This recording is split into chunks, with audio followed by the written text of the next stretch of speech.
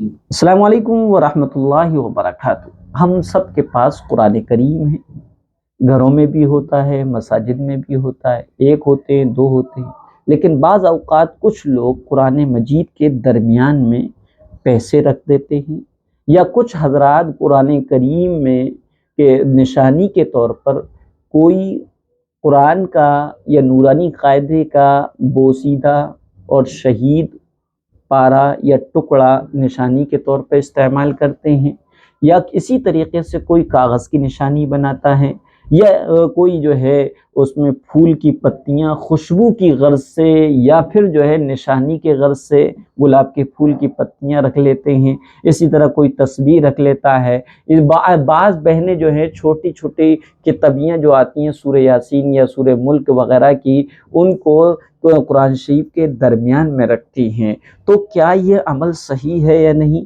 تو یاد رکھیے گا کہ قرآن مجید کا مقصد اس کو پڑھنا ہے اور اس سے دین و دنیا کی رہنمائی حاصل کرنا ہے۔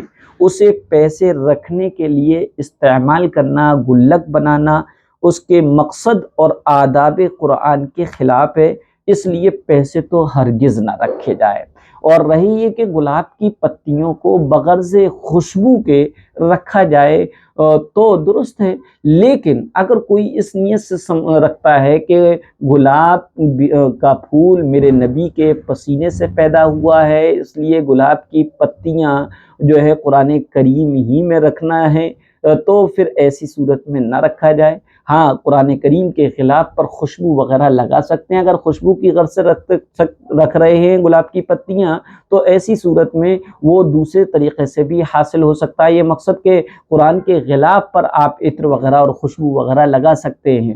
اسی طریقے سے قرآن کے درمیان میں تسبیح رکھنا یا پین وغیرہ رکھنا، یہ دراصل آداب قرآن کے خلاف ہے۔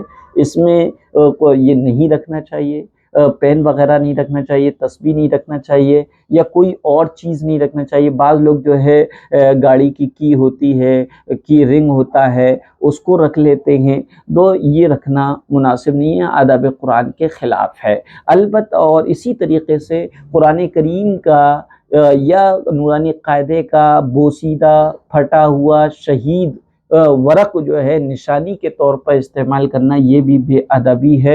اور جو ہے دوسری قرآن کریم کی جو چھوٹی چھوٹی صورتوں کی کتابیاں آتی ہیں، ان کو بھی درمیان قرآن میں نہ رکھا جائے بلکہ غلاف میں رکھا جائے، کیونکہ اگر درمیان میں رکھتے ہیں تو اس سے قرآن کریم کی جلد جلدی سے خراب ہو سکتی ہے، قرآن جلدی سے شہید ہو سکتا ہے، اور دوسرا یہ قرآن کے ادب کے خلاف ہے۔